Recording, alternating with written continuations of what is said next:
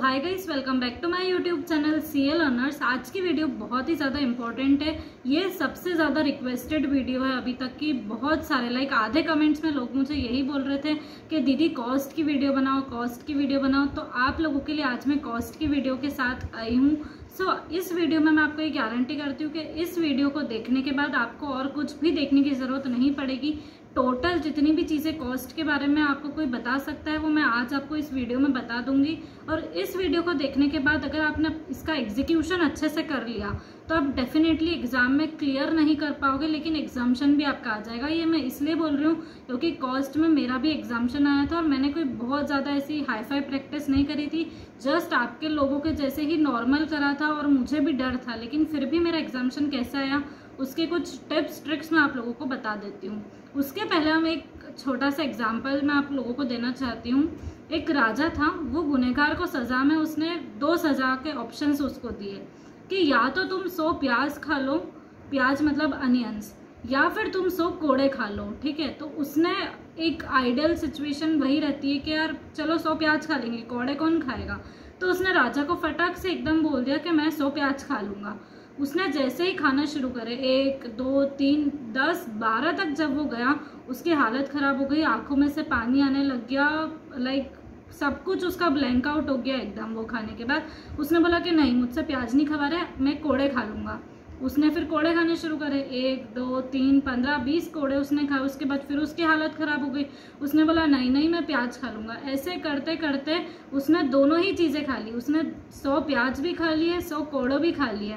इस चीज़ से हमको ये सीखने को मिला कि अगर तुम 2 मझधार में ट्रेवल करोगे ना तो तुम कहीं के भी नहीं रहोगे। तुम एक इफेक्टिव सही टाइम पर सही डिसीजन लेना जब तक नहीं सीखोगे ना लाइफ में, तब तक हमारा कुछ भी नहीं हो सकता है। सही डिसीजन लेना इज़ वेरी इंपॉर्टेंट, और सही डिसीजन सब ले लेते हैं लेकिन उसको सही टाइम पे लेना उससे भी ज़्यादा इम्पोर्टेंट है। ठीक है, तो आज हम कॉस्ट के बारे में बात कर रहे हैं। तो कॉस्ट में हम क्या डिसीजंस ले सकते हैं, क्या क्या लेते हैं, क्या गलत होते हैं, उन सारी चीज़ों के बारे में आप इस वीडियो में आगे जानोगे।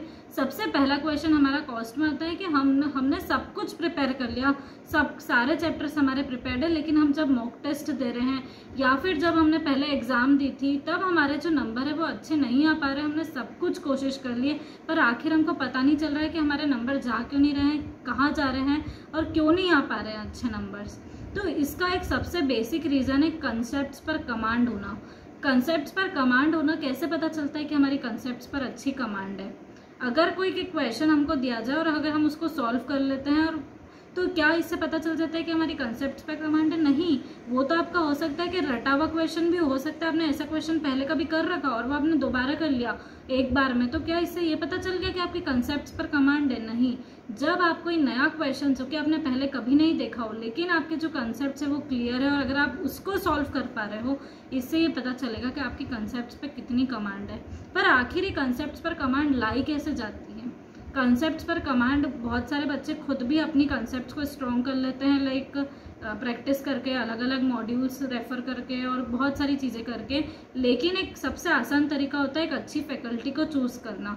अब अगर मैं अपनी फैकल्टी यहाँ पर आपको बताना चाहूँ तो मैंने उसके ऊपर एक सेपरेट वीडियो बना दी है। तो मुझे मेरी फैकल्टी काफ़ी सेटिस्फैक्ट्री लगी थी, लेकिन आपकी हो सकता है कोई और फैकल्टी हो तो वो भी अच्छी है। ऐसा कोई एक फैकल्टी तो होता नहीं कोई भी कि वो बहुत ही अच्छा हो, अलग अलग डिपेंड करता है। बट वो अच्छा कमांड अगर कंसेप्ट्स पर आपको प्रोवाइड कर पा रहे हैं तो वो एक अच्छी फैकल्टी है। तो उसके लिए आपको क्या करना होगा, अभी जैसे कि टाइम इतना कम बचा है हमारा, अगर मे अटेम्प्ट है तो इतने कम टाइम में हम आखिर क्या कर सकते हैं? देखो 2 ऑप्शन है अगेन आपके पास, या तो आप फास्ट ट्रैक क्लासेस ले लो और अगर आपको उतना टाइम आपके पास इन्वेस्ट करने को नहीं है अब, तो आप सबसे बेस्ट रिविजन क्लासेस ले लो। ठीक है, यूट्यूब पर रिवीजन क्लासेस बिल्कुल फ्री ऑफ कॉस्ट है। तो इससे 2 बेनिफिट्स हो गए। एक तो हमारी पॉकेट इन्वेस्टमेंट हो गई, मतलब इन्वेस्टमेंट क्या, सेविंग हो गई, but saving is just like an investment. तो हमारी एक सेविंग हो गई और उसके बाद सेकंड चीज़ हमारी कंसेप्ट पर कमांड भी आ जाएगी और थर्ड हमारा टाइम भी जो है वो बच जाएगा।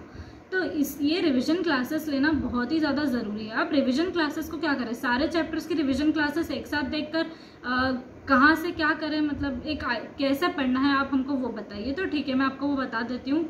एक चैप्टर कोई सा भी लेके बैठो, उसकी सबसे पहले रिवीजन क्लास कंप्लीट करो, कोई भी एक आइडियल रिवीजन का टाइम होता है 2 से 3 घंटे में आपका वो रिवीजन कंप्लीट हो जाएगा, ठीक है। ज़्यादा स्पीड बढ़ाकर मत देखो उसको, क्या मालूम पड़ा आप इंटू 2 पे देख रहे हो तो यार ऐसे तो फिर कैसे ही रिटेन करोगे।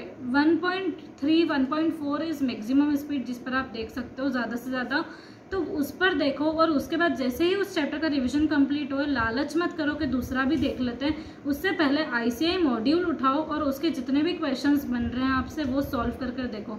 उसके बाद ऐसे कुछ क्वेश्चंस जो कि आपसे नहीं बन पा रहे हैं, या तो अपने किसी फ्रेंड वगैरह से पूछो या फिर अपनी जो फैकल्टी है उनको कमेंट सेक्शन में डाउट करो। उनका अगर व्हाट्सअप नंबर हो तो उनको मैसेज करके कहीं से भी उसको सॉल्व करने की कोशिश करो। और जब तक आपको उसका सेटिस्फैक्ट्री आंसर नहीं मिलते रहे उस पर काम करते रहो कि हमको कैसे मिल सकता है, ठीक है। तो ऐसे करके एक चैप्टर जो है वो आपका कंप्लीट हो सकता है। अब मेन थिंग आती है कि आपने ICAI मॉड्यूल का बोला, तो क्या ICAI मॉड्यूल सफिशिएंट है पास होने के लिए? मैं बोल रही हूँ कि 101% सफिशिएंट है। मैंने जो मेरी फैकल्टी थी उनकी मैंने बुक करना स्टार्ट करी थी, लिटरली इतने क्वेश्चंस थे मेरा दिमाग खराब हो गया। मैंने 1-2 चैप्टर्स करे, उसके बाद मैंने बोला अगर मैंने ये करना है लाइक इनकी बुक करना पूरा शुरू कर दिया ना तो मेरा कभी कुछ क्वेश्चंस लाइक मैं दूसरा सब्जेक्ट तो कर ही नहीं पाऊंगी, मेरा पूरा टाइम इसी में निकल जाएगा और एक कन्फ्यूजन हो जाएगा कि इतने सारे क्वेश्चंस, मतलब आधा हमारा दिमाग तो वहाँ पे ही आउट हो जाता है कि यार अब कैसे हो पाएंगे, रिविजन कब करेंगे इसका, फिर एग्जाम के टाइम पर इनको कैसे मैनेज करेंगे। तो ICAI मॉड्यूल इन सभी का बेस्ट सोल्यूशन है। उसमें लिमिटेड क्वेश्चंस और उसका सबसे ज़्यादा बेनिफिट ये है कि उसमें से एग्जैक्ट क्वेश्चंस आते हैं एग्जाम्स में, मतलब कि 2 से 3 क्वेश्चन तो एग्जैक्टली सेम टू सेम आएंगे और बाकी सारे क्वेश्चंस जो रहेंगे वो कहीं ना कहीं उनके जो कंसेप्ट्स रहेंगे वो ICAI मॉड्यूल में कवर्ड रहेंगे।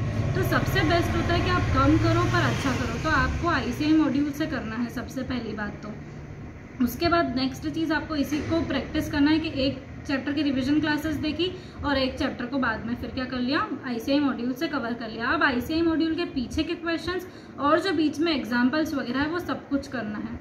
ऐसे करते करते आप कर लेना। उसके बाद बहुत सारे लोग मुझसे पूछते हैं कि दीदी इंपॉर्टेंट चैप्टर्स बता दो, क्योंकि कॉस्ट में 15 चैप्टर्स अप्रॉक्स कुछ ऐसे हैं तो हम सब कुछ कवर नहीं कर पा रहे हैं। तो मैं एक अपना एग्जाम्पल आपको देती हूँ। 15 में से लिटरली मैंने 14 चैप्टर्स, मतलब बहुत ऐसे 2-3 सब्जेक्ट है जिसमें मेरी अच्छी कमांड थी इंटर में, बाकी सब में मेरी स्थिति जो थी वो डावाडोली थी। तो मैंने 14 चैप्टर्स जो है वो कॉस्ट के कर लिए थे, क्योंकि स्टार्टिंग में मैंने ये सब्जेक्ट करना शुरू करा था। एक चैप्टर ऐसा था जो मैंने नहीं करा था, वो भी किसी कारणवश के मैंने लेक्चर्स लिए थे और उन लेक्चर्स के साथ वो सब चैप्टर का लेक्चर नहीं आया था, वो एंड टाइम पे आया था बिल्कुल, तो मेरा नहीं हो पाया था। तो एक चैप्टर जो है वो मैंने छोड़ दिया था बस, और वो भी इसीलिए क्योंकि हमारे सर ने थोड़ा उस पर बोला था कि ये इतना इंपॉर्टेंट वगैरह नहीं है, ऐसा कुछ करके उसका वेटेज वगैरह भी ज़्यादा नहीं था ICAI की तरफ से। तो मैंने वो चैप्टर छोड़ दिया। मैंने सोचा कि क्यों ना 14 चैप्टर्स करे जाए। जब मैंने वो एक चैप्टर छोड़ा तो आई वॉज वेरी कॉन्फिडेंट कि ठीक है इसमें से आएगा भी नहीं, या फिर आ भी गया तो 2-5 नंबर से ज़्यादा क्या ही आ जाएगा। और उसमें से एग्ज़ाम में कंपलसरी क्वेश्चन आया फर्स्ट ऑफ ऑल, और देन बाद में भी उसका क्वेश्चन था।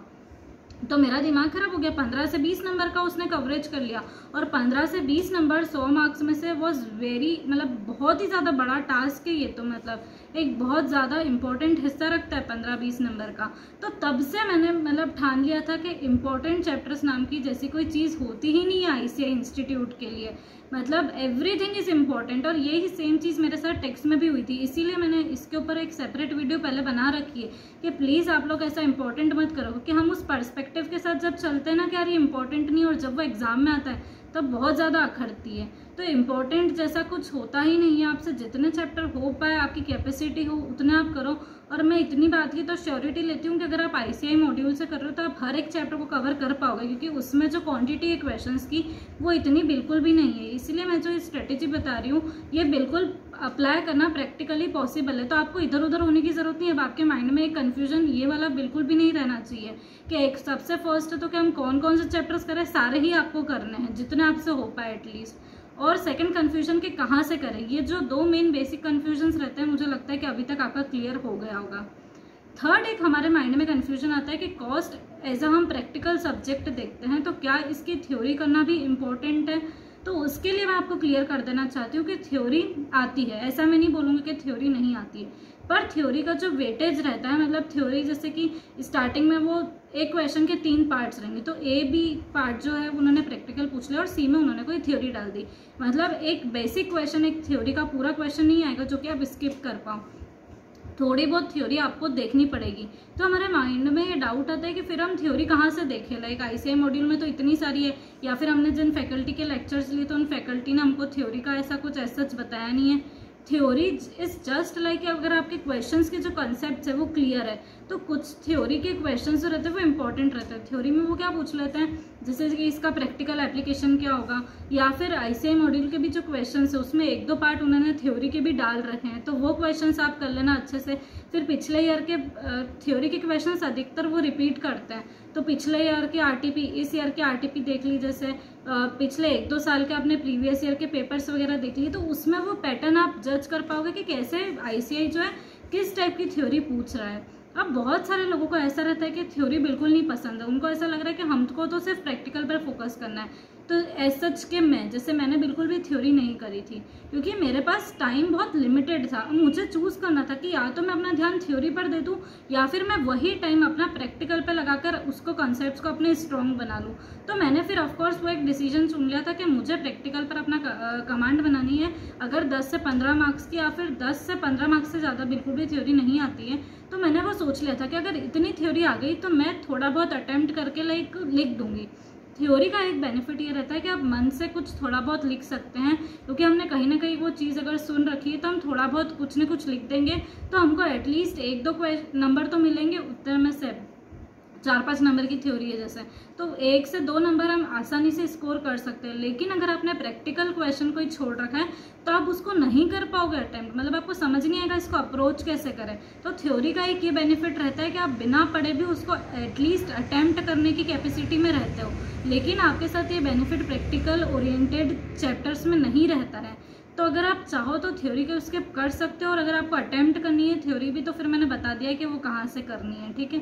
तो कॉस्ट इतना टफ नहीं है, जस्ट आपको कंसेप्ट पर कमांड करना बहुत ज़रूरी है, वही इम्पोर्टेंट है। नेक्स्ट, बहुत सारे लोगों के मन में ये डाउट आता है कि आखिर हम इसको एग्जाम में लिखेंगे कैसे, अप्रोच क्या रहेगी लिखने की, क्योंकि ICAI मॉड्यूल में हर क्वेश्चन में वो जो पैटर्न है वो डिफरेंट होता है, किसी में वो क्या लिख रहे हैं किसी में क्या लिख रहे हैं। तो सबसे पहले मैं आपको सजेस्ट करूंगी कि पैटर्न डजेंट मैटर्स, आपने थोड़ा बहुत फॉर्मेट चेंज कर दिया, जैसे कि उन्होंने पर्टिकुलर्स XYZ वर्टिकल उसमें लिख रखा है, आपने पर्टिकुलर्स XYZ ऐसे लिख दिए, तो इतना फर्क नहीं है। ये कोई मतलब एज इट इज हम बिल्कुल रट के तो नहीं जा सकते कि इस क्वेश्चन का फॉर्मेट ऐसा है इसका ऐसा है। एक ऐसा फॉर्मेट सिर्फ तब काम आता है जब आपका प्रेजेंटेशन अच्छा दिखे। उसका काम ये नहीं रहता है कि आपको सेम कॉपी करना है। अगर आप अच्छे तरीके से प्रेजेंट कर रहे हो तो आपका फॉर्मेट चाहे जो भी हो वो मैटर नहीं करता, आपका आंसर सही आना चाहिए और आपका प्रेजेंटेशन प्रॉपर दिखना चाहिए, ये मैटर करती है चीज़, ठीक है। आप एज इट इज कॉपी अगर नहीं भी करोगे तो कोई बात नहीं, चलेगा, उसके लिए आप निश्चित रह सकते हो, आप खुद का अप्लाई कर सकते हो फॉर्मेट। बस उसकी एक कंडीशन होनी चाहिए कि it should look presentable, examiner को एकदम से देखकर उसको समझ आ जाना चाहिए कि ऐसा ऐसा रहता है, ठीक है। तो मेरे हिसाब से आज की जितनी भी आप लोगों की क्वेरीज थी मैं सब सॉल्व हो गई होगी कॉस्ट के बारे में। उसके बाद भी अगर आपको कोई क्वेरी है तो आप मुझसे कमेंट सेक्शन में डेफिनेटली पूछ सकते हो। और अगर आपको ये वीडियो आज की बहुत पसंद आई हो सो वीडियो को लाइक करना ना भूलें, चैनल को सब्सक्राइब करना ना भूलें। So thanks for watching. और नेक्स्ट वीडियो कौन से सब्जेक्ट पर आप बनाऊँ वो भी प्लीज़ मुझे कमेंट्स में बता देना। So thank you.